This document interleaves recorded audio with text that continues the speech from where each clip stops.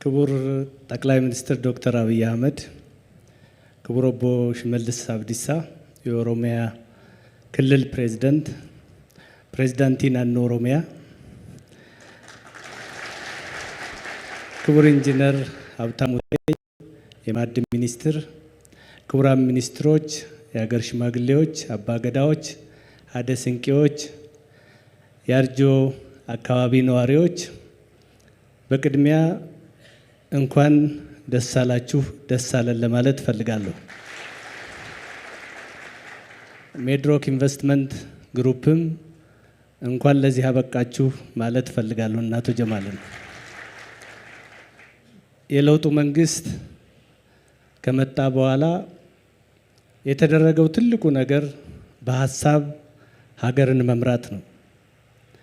ትልቁ የጎደለን ትልቁ የቀረን ነገር ሀሳብ፣ እውቀት፣ ራዕይ እና እንዲሁም ደግሞ ለሀሳብ ለእውቀትና ለራዕይ ደግሞ መሰጠት ሌት ተቀን መስራት እንደነበረ የለውጡ መሪያችን ክቡር ዶክተር አብይ አህመድ አሳይተውናልና ለሳቸውም እንኳን ደስ አለዎት ማለት ፈልጋለሁ። ለውጥ ከመጣ በኋላ እንዳልኩት ያለንን ሀብት የሌለንን ብቻ ሳይሆን ሁሉም አካባቢ ያለውን ጸጋ እንዲያለማ፣ ሁሉም አካባቢ ያለውን ሀብት እንዲያይ፣ እግሩ ስር ያለውን ሀብት የቆመበትን ሀብት አይቶ አቧራውን ጠረግ አድርጎ እንዲያለማ እድል የሰጠ የለውጥ መንግስት ነው።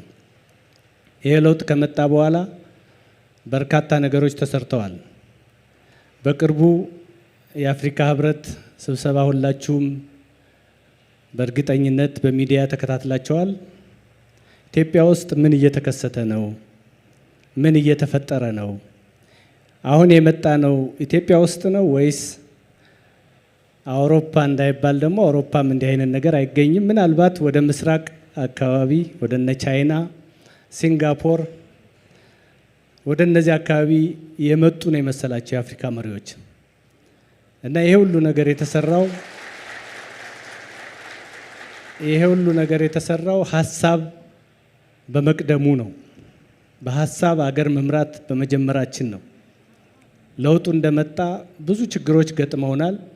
ከዚያ በኋላ ግን መደማመጥ ስንጀምር፣ መተያየት ስንጀምር ለካ የሚያጣላን ነገር በእግራችን የቆምንበት ነው። ሁሉም ቦታ ላይ ሀብት አለ።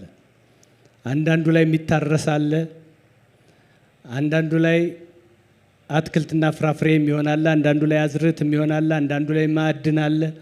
ገና ያልደረስንበት ሁሉ ሀብት አለ። ከምስራቅ እስከ ምዕራብ፣ ከሰሜን እስከ ደቡብ ሁሉም ቦታ ላይ ብንሄድ አዲስ አበባ ላይ የምናየው የልማት እስትንፋስ ሁሉም ከተሞች ላይ የተደረሰ ነው። ነቀምት መቼስ አይታችሁታል። ዛሬ ነቀምትን ማየት እና ትናንት ነቀምትን ማየት ፍርዱን ለእናንተ ነው የምተወው። ስለዚህ ይሄ ሁሉ ነገር የመጣው በመደመራችን፣ በመሰባሰባችን፣ ይቅርታ በመባባላችን የአቶ ጌታቸው ረዳም እዚህ አጠገባችን መገኘታቸው ራሱ አንዱ የለውጡ ትልቅ ትሩፋት ነው እና ከዚህ ከእንደነ አቶ ጌታቸው አይነት ወንድሞች ሁሉም ሰው መማር አለበት ብዬ አስባለሁ። ሰላም ከሁሉም ነገር በላይ ይቀድማል። ሰላም ደግሞ በእያንዳንዳችን እጅ ውስጥ እግር ውስጥ ያለ ነው፣ ልብ ውስጥ ያለ ነው። ሁላችንም አካባቢያችንን ሰላም ካደረግን፣ ሁላችንም ከተደማመጥ፣ ሀሳብ አለን፣ በሀሳብ የሚመራ ሞዴል የሆነ ሌት ተቀን የማይተኛ ብቻ ሳይሆን የማያስተኛ አለቃ አለን እና በዚህ አጋጣሚ እጅግ በጣም ትልቅ ክብር እንዳለን ለመናገር ነው። ይሄ ፋብሪካ በጣም ብዙ ተለፍቶበታል፣ ተደክሞበታል። የድንጋይ ከሰል ትልቅ ችግር ነበር ሀገራችን ላይ። ቅድም ሚኒስትሩ እንዳሉት አቶ ጀማልም እንደገለጹት በብዙ የውጭ ምንዛሬ በብዙ ዶላር የምንገዛውን ነገር የሚያስቀር ነው።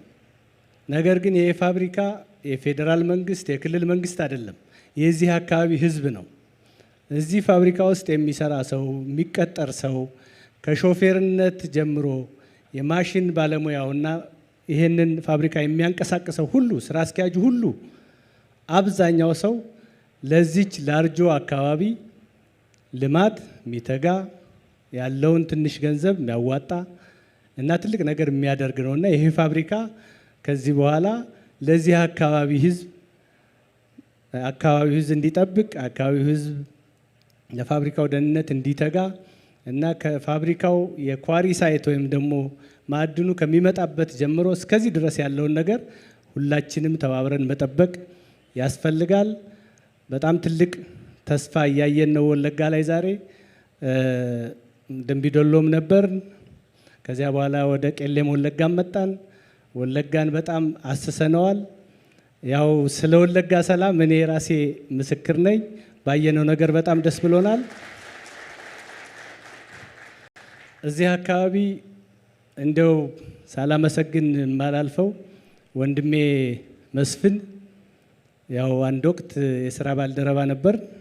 አሁን ደግሞ ወደዚህ አካባቢ መጥቶ ያደገበትን የተወለደበትን አካባቢ በማገልገሉ በወጣትነት ዘመኑ ትልቅ ታሪክ ሰርቷልና እሱንም እንኳን ደስ አለ ማለት እፈልጋለሁ። ኦቦ ሽመልስ ያው የወጣትነት እድሜዎትን በኦሮሚያ ክልል ውስጥ እስካሁን ያልተሰራ ያልታየ ነገር እያሳዩን ነውና ለእርሶም ትልቅ ምስጋና አለኝ። አገራችንን ሰላም ያርጋት።